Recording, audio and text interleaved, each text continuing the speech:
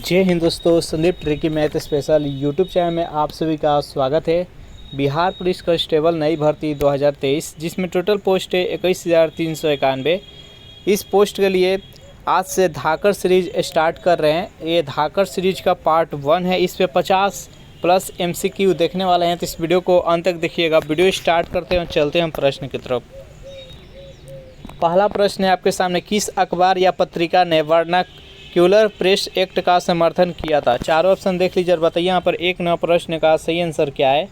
जो भी कैंडिडेट यहाँ पर ऑप्शन नंबर सी के साथ जा रहे हैं, पायनियर, बिल्कुल ही सही जवाब है। नेक्स्ट यहाँ पर सेकेंड प्रश्न है कि प्रथम अंग्ल मराठा युद्ध किसके शासनकाल के दौरान घटित हुई थी? कॉर्नवालिस के, वारेन हेस्टिंग्स के, लॉर्ड क्लाइव के, लॉर्ड बेलेजली के। बताइए यहाँ पर सेकेंड प्रश्न का सही आंसर क्या है। तो जो भी कैंडिडेट यहाँ पर ऑप्शन नंबर बी के साथ जा रहे हैं, वारेन हेस्टिंग्स, बिल्कुल ही सही जवाब है। नेक्स्ट यहाँ पर 3 प्रश्न है कि उस्ताद मंसूर किसके दरबार में प्रमुख चित्रकार थे? अकबर, बाबर, जहांगीर और शाहजहां। बताइए यहाँ पर 3 प्रश्न का सही आंसर क्या है। जो भी कैंडिडेट यहाँ पर ऑप्शन नंबर सी के साथ जा रहे हैं, जहांगीर बता रहे हैं, बिल्कुल ही सही जवाब है। नेक्स्ट यहाँ पर 4 प्रश्न है कि द्वैतवाद सिद्धांत के प्रतिपादक कौन थे? चारों ऑप्शन देख लीजिए, शंकराचार्य, माधवाचार्य, नमोनाचार्य और निम्बार्काचार्य। बताइए यहाँ पर 4 प्रश्न का सही आंसर क्या है। तो द्वैतवाद का सिद्धांत के प्रतिपादक माधवाचार्य थे। जो भी कैंडिडेट यहाँ पर ऑप्शन नंबर बी के साथ जा रहे हैं, बिल्कुल ही सही जवाब है। नेक्स्ट यहाँ पर 5 प्रश्न की दीवान ए कोई विभाग की स्थापना किस शासक ने की थी? मोहम्मद बिन तुगलक ने, बलवा ने, अलाउद्दीन खिलजी ने, फिरोज शाह तुगलक ने। बताइए यहाँ पर 5 प्रश्न का सही आंसर क्या है। तो 5 प्रश्न का जो भी कैंडिडेट ऑप्शन नंबर ए के साथ जा रहे हैं, मोहम्मद बिन तुगलक, बिल्कुल ही सही जवाब है। इसका राइट आंसर है ऑप्शन नंबर ए। नेक्स्ट यहाँ पर 6 प्रश्न के लोहार वंश का संस्थापक निम्नलिखित में से कौन था? जल्दी से बताइए यहाँ पर 6 प्रश्न का सही आंसर क्या है।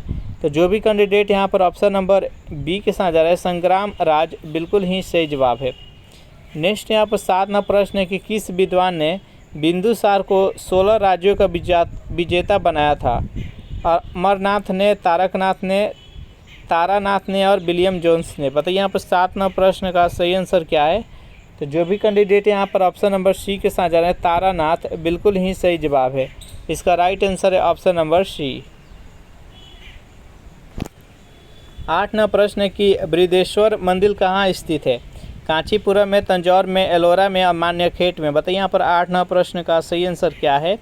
तो बृहदेश्वर मंदिर कहाँ स्थित है? तो तंजौर में। जो भी कैंडिडेट यहाँ पर ऑप्शन नंबर बी के साथ जा रहे हैं, बिल्कुल ही सही जवाब है। चलिए नेक्स्ट क्वेश्चन देखते हैं। निम्नलिखित में से कौन सा वेद कन्याओं की जन्म की निंदा करता है? ऋग्वेद, सामवेद, यजुर्वेद और अथर्ववेद। बताइए यहाँ पर 9 प्रश्न का सही आंसर क्या है। निम्नलिखित में से कौन सा वेद कन्याओं की जन्म को निंदा करता है? 9 प्रश्न का जो भी कैंडिडेट ऑप्शन नंबर डी के साथ जा रहे हैं, अथर्ववेद, बिल्कुल ही सही जवाब है। नेक्स्ट यहाँ पर 10 प्रश्न है कि वैदिक काल में जीवन भर अविवाहित रहने वाली महिला को क्या कहा जाता था? चारों ऑप्शन देख लीजिए और बताइए यहाँ पर 10 प्रश्न का सही आंसर क्या है। तो 10 का जो भी कैंडिडेट ऑप्शन नंबर सी के साथ जा रहे हैं, अमाजू, बिल्कुल ही सही जवाब है। नेक्स्ट यहाँ पर 11 प्रश्न है कि किस ग्रह का विशिष्ट गुण उसके चुंबकीय क्षेत्र का होना है? मंगल का, बुध का, शुक्र का और शनि का। बताइए यहाँ पर 11 प्रश्न का सही आंसर क्या है। तो जो भी कैंडिडेट यहाँ पर ऑप्शन नंबर बी के साथ जा रहे हैं, बुध, बिल्कुल ही सही जवाब है। 12 प्रश्न है आपके सामने, भूमध्य सागर का प्रकाश स्तंभ किस ज्वालामुखी को कहा जाता है? चारों ऑप्शन देख लीजिए, जल्दी से बताइए यहाँ पर 12 प्रश्न का सही आंसर क्या है। बेहद इंपॉर्टेंट प्रश्न है। भूमध्य सागर का प्रकाश स्तंभ किस ज्वालामुखी को कहा जाता है? तो 12 प्रश्न का जो भी कैंडिडेट ऑप्शन नंबर डी के साथ जा रहे हैं, स्ट्राम्बोली ज्वालामुखी, बिल्कुल ही सही जवाब है। इसका राइट आंसर है ऑप्शन नंबर डी। सेशन आप लोग को अच्छा लग रहा है तो वीडियो को लाइक कर दीजिए, अपने दोस्तों के पास शेयर कर दीजिए। जो भी कैंडिडेट अभी तक इस चैनल को सब्सक्राइब नहीं किए होंगे तो चैनल को भी सब्सक्राइब कर दीजिएगा। नेक्स्ट यहाँ पर 13 प्रश्न है, आसवान बांध किस नदी पर स्थित है? अमेजन पर, नील पर, कांगो पर, लिम्पोपो पर। बताइए यहाँ पर 13 प्रश्न का सही आंसर क्या है। तो 13 प्रश्न का जो भी कैंडिडेट ऑप्शन नंबर बी के साथ जा रहे हैं, नील नदी, बिल्कुल ही सही जवाब है। मिस्र को नील नदी का देन कहा जाता है, याद रखिएगा, और ये विश्व का सबसे लंबी नदी है। चलिए नेक्स्ट यहाँ पर 14 प्रश्न है कि कौन सी नदी कृष्णा की सहायक नदी है? बताइए यहाँ पर मूसी, कोयना, दूधगंगा और जलांगी। बताइए यहाँ पर 14 प्रश्न का सही आंसर क्या है। तो जो भी कैंडिडेट यहाँ पर ऑप्शन नंबर बी के साथ जा रहे हैं, यानी मूसी, कोयना और दूधगंगा, ये तीनों कृष्णा नदी का सहायक नदी है, तो इसका राइट आंसर है ऑप्शन नंबर बी। नेक्स्ट यहाँ पर 15वां प्रश्न है कि भारत में सर्वाधिक वर्षा किस मानसून के कारण होती है। जल्दी से बताइए यहाँ पर 15वां प्रश्न का सही आंसर क्या है। भारत में सर्वाधिक वर्षा किस मानसून के द्वारा होती है। तो जो भी कैंडिडेट यहाँ पर ऑप्शन नंबर ए के साथ जा रहे हैं, दक्षिण पश्चिम मानसून, बिल्कुल ही सही जवाब है। भारत के किस राज्य में सबसे पहले इस मानसून से वर्षा होता है। तो सबसे पहले केरल में होता है। इस प्रश्न का जो सही आंसर है ऑप्शन नंबर ए। नेक्स्ट यहाँ पर 16वां प्रश्न है आपके सामने कि पड़ोसी देश बांग्लादेश के साथ कितने भारतीय राज्य है जो कि सीमा साझा करता है। 3, 4, 5 और 6। बताइए यहाँ पर 16वां प्रश्न का सही आंसर क्या है। 16वां प्रश्न का जो भी कैंडिडेट ऑप्शन नंबर सी के साथ जा रहे हैं, 5 बता रहे हैं, बिल्कुल ही सही जवाब है। और कौन सा राज्य है भारत की जो कि बांग्लादेश से 3 ओर से घिरा हुआ है। त्रिपुरा, याद रखिएगा। नेक्स्ट यहाँ पर 17वां प्रश्न है कि भारत तथा चीन के मध्य मैकमोहन रेखा का निर्धारण किस वर्ष किया गया था। चारों ऑप्शन देख लीजिए, जल्दी से बताइए यहाँ पर 17वां प्रश्न का सही आंसर क्या है। भारत तथा चीन के मध्य मैकमोहन रेखा किस वर्ष निर्धारित किया गया था। तो 17वां प्रश्न का जो भी कैंडिडेट यहाँ पर ऑप्शन नंबर बी के साथ जा रहे हैं, बिल्कुल ही सही जवाब है 1914 ईस्वी में। और भारत और पाकिस्तान के बीच में जो रेड क्लिफ लाइन है वह 1947 ईस्वी में निर्धारित किया गया था। नेक्स्ट यहाँ पर 18वां प्रश्न है कि शिमला तथा मनाली का क्षेत्र हिमालय के किस श्रेणी के अंतर्गत आता है। ट्रांस हिमालय, शिवालिक, हिमाद्री और लघु हिमालय। बताइए यहाँ पर 18वां प्रश्न का सही आंसर क्या है। तो 18वां प्रश्न का जो भी कैंडिडेट यहाँ पर ऑप्शन नंबर डी के साथ जा रहे हैं, लघु हिमालय या इसको मध्य हिमालय के नाम से भी जाना जाता है। इस हिमालय का औसत ऊंचाई कितना होता है। तो 1800 मीटर से लेकर और 3000 के बीच में इसका औसत ऊंचाई होता है। ट्रांस हिमालय ये सबसे प्राचीन हिमालय है। ट्रांस हिमालय में ही K2 स्थित है। भारत पाक अधिकृत कश्मीर में जो स्थित है K2, जिसका हाइट कितना है 8611, ये ट्रांस हिमालय में ही स्थित है। नेक्स्ट क्वेश्चन देखते हैं। और हिमाद्री के बारे में समझ लेते हैं। इसको बृहद हिमालय, महान हिमालय या हिमाद्री के नाम से जाना जाता है। जितने भी ऊंचे चोटियाँ हैं सभी के सभी बृहद हिमालय में ही स्थित है। और इसका औसत ऊंचाई कितना है। तो 6100 मीटर है। नेक्स्ट यहाँ पर 19वां प्रश्न है कि सीमा सुरक्षा बल की स्थापना किस वर्ष की गई थी। चारों ऑप्शन देख लीजिए और बताइए यहाँ पर 19वां प्रश्न का सही आंसर क्या है। 19वां प्रश्न का जो भी कैंडिडेट ऑप्शन नंबर सी के साथ जा रहा है, 1965 ईस्वी, बिल्कुल ही सही जवाब है। इसका राइट आंसर है ऑप्शन नंबर सी। 20वां प्रश्न है कि प्रायद्वीपीय भारत निम्न हिमयुगों में से किस युग में हिमानीकृत हुआ। चारों ऑप्शन देख लीजिए और बताइए यहाँ पर 20वां प्रश्न का सही आंसर क्या है। तो 20वां प्रश्न का जो भी कैंडिडेट ऑप्शन नंबर सी के साथ जा रहे हैं, प्लीस्टोसीन हिमयुग, इसका राइट आंसर है ऑप्शन नंबर सी। अगर इस सेशन का आपको PDF चाहिए तो उसके लिए टेलीग्राम ग्रुप बना दिए, जिसका लिंक किसी वीडियो के नीचे डिस्क्रिप्शन में मिल जाएगा। वहाँ से ज्वाइन करके इसका PDF डाउनलोड कर सकते हैं। 21वां प्रश्न कि भारत के निम्नलिखित क्षेत्रों में से किस में भूतापीय ऊर्जा स्रोत नहीं पाए जाते हैं। गोदावरी डेल्टा में, गंगा डेल्टा में, हिमालय में और पश्चिमी तट में। बताइए यहाँ पर 21वां प्रश्न का सही आंसर क्या है। तो जो भी कैंडिडेट यहाँ पर ऑप्शन नंबर बी के साथ जा रहे हैं, गंगा डेल्टा, बिल्कुल ही सही जवाब है। इसका राइट आंसर है ऑप्शन नंबर बी। नेक्स्ट यहाँ पर 22वां प्रश्न है कि राजनीति की रपटीली राहें पुस्तक के लेखक कौन है। लाल कृष्ण आडवाणी, राजीव गांधी, अटल बिहारी वाजपेयी और जयप्रकाश नारायण। बताइए यहाँ पर 22वां प्रश्न का सही आंसर क्या है। तो जो भी कैंडिडेट ऑप्शन नंबर सी के साथ जा रहे हैं, अटल बिहारी वाजपेयी, बिल्कुल ही सही जवाब है। 23वां प्रश्न, राष्ट्रीय पंचायती राज दिवस कब मनाया जाता है। 18 मार्च, 24 अप्रैल, 23 मई और 18 अप्रैल। बताइए यहाँ पर 23वां प्रश्न का सही आंसर क्या है। 23वां प्रश्न का जो भी कैंडिडेट ऑप्शन नंबर बी के साथ जा रहे हैं, 24 अप्रैल, बिल्कुल ही सही जवाब है। 24वां प्रश्न की राष्ट्रीय आय समिति का गठन किसकी अध्यक्षता में किया गया था।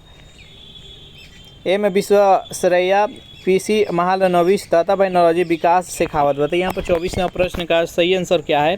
तो 24वां प्रश्न का जो भी कैंडिडेट ऑप्शन नंबर बी के साथ जा रहे हैं, PC महालनोबिस, बिल्कुल ही सही जवाब है। नेक्स्ट यहाँ पर 25वां प्रश्न है, मानव विकास सूचकांक के अंतर्गत निम्नलिखित में से किस विषय को सम्मिलित नहीं किया जाता है। जनसंख्या को व्यक्ति आय को, जीवन प्रत्याशा को और शिक्षा को। बताइए यहाँ पर 25 नंबर प्रश्न का सही आंसर क्या है। तो जो भी कैंडिडेट यहाँ पर ऑप्शन नंबर ए के साथ जा रहे हैं जनसंख्या को, बिल्कुल ही सही जवाब है। नेक्स्ट यहाँ पर 26 नंबर प्रश्न है कि सामुदायिक विकास कार्यक्रम की शुरुआत किस पंचवर्षीय योजना के दौरान की गई थी। बताइए यहाँ पर 26 नंबर प्रश्न का सही आंसर क्या है। तो 26 नंबर प्रश्न का जो भी कैंडिडेट ऑप्शन नंबर ए के साथ जा रहे हैं प्रथम पंचवर्षीय योजना, बिल्कुल ही सही जवाब है।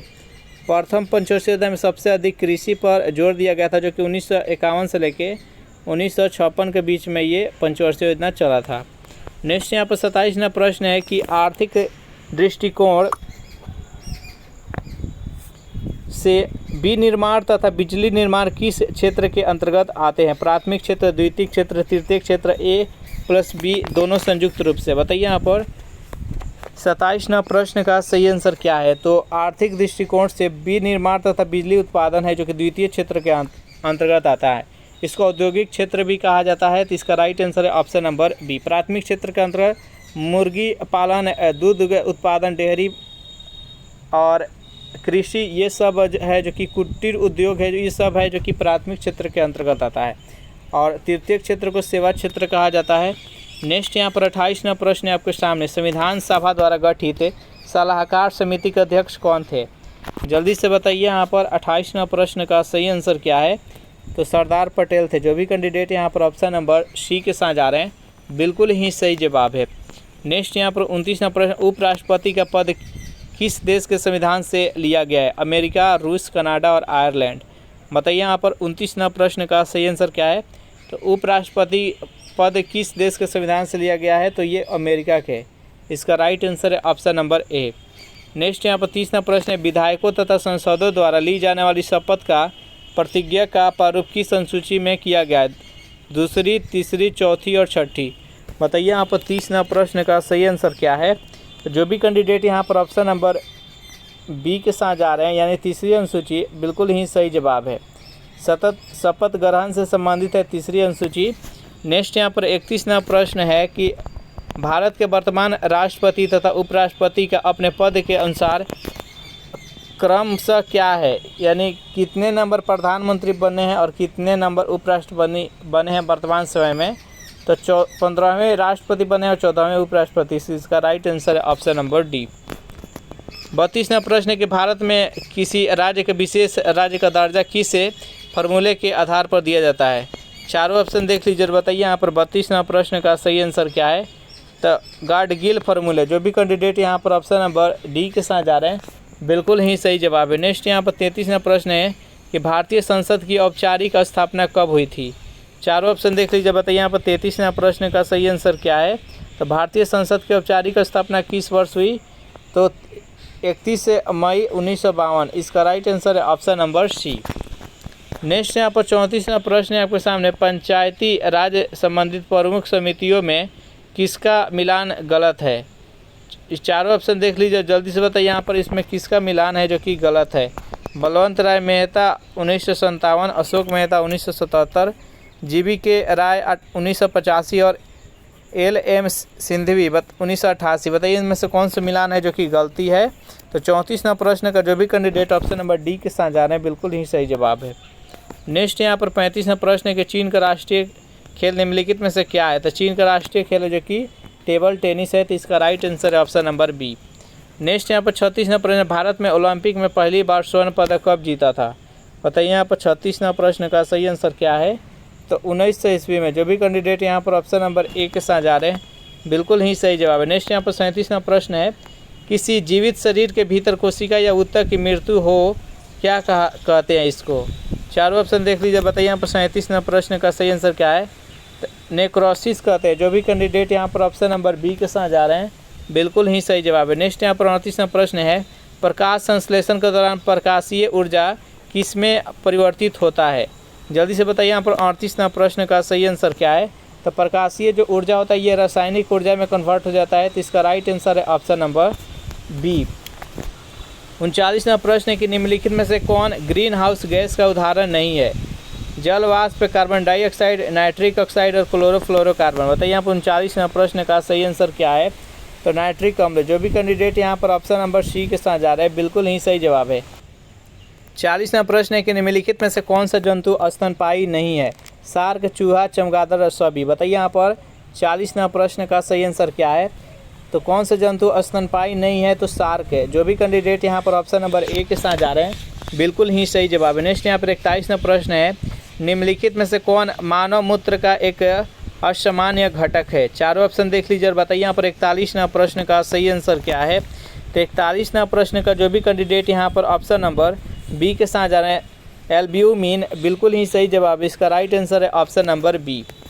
42वां प्रश्न है कि 1.5 प्रतिरोध वाले परिपथ पर 150 वोल्ट लगाया जाता है तो प्रतिरोध द्वारा खर्च कुल शक्ति कितनी होगी? जल्दी से बताइए यहाँ पर 42वां प्रश्न का सही आंसर क्या है? तो इसको जब सॉल्व करेंगे तो आ जाएगा 15,000 वाट। इसका राइट आंसर है ऑप्शन नंबर डी। नेक्स्ट यहाँ पर 43वां प्रश्न है, निम्नलिखित में से किसे विलयन भी कहा जाता है? यौगिक को, समांगी मिश्रण को, विषमांगी मिश्रण को और सस्पेंशन को। बताइए यहाँ पर 43वां प्रश्न का सही आंसर क्या है? तो जो भी कैंडिडेट यहाँ पर ऑप्शन नंबर बी के साथ जा रहे हैं समांगी मिश्रण, बिल्कुल ही सही जवाब है। नेक्स्ट यहाँ पर 44वां प्रश्न है, तुल्यकारी उपग्रह के परिक्रमण की अवधि कितनी होती है? बताइए यहाँ पर 44वां प्रश्न का सही आंसर क्या है?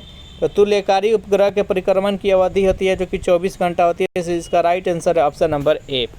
45वां प्रश्न है कि पेंडुलम को चंद्रमा पर ले जाने पर उसके आवर्तकाल पर क्या प्रभाव पड़ता है?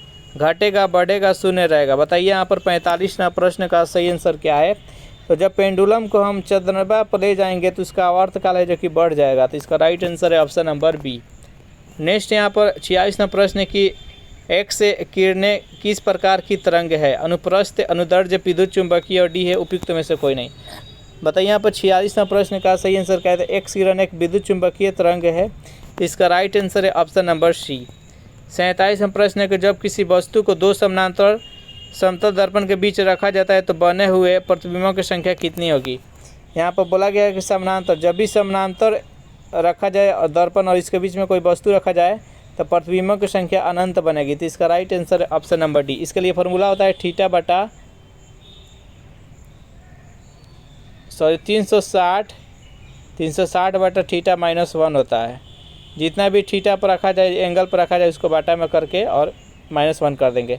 48वां प्रश्न है कि वर्धानता नामक रोग को किसके प्रयोग द्वारा दूर किया जाता है? अवतल लेंस, उत्तल लेंस, बाइफोकल लेंस, डी उपयुक्त में से कोई नहीं। बताइए यहाँ पर 48वां प्रश्न का सही आंसर क्या है?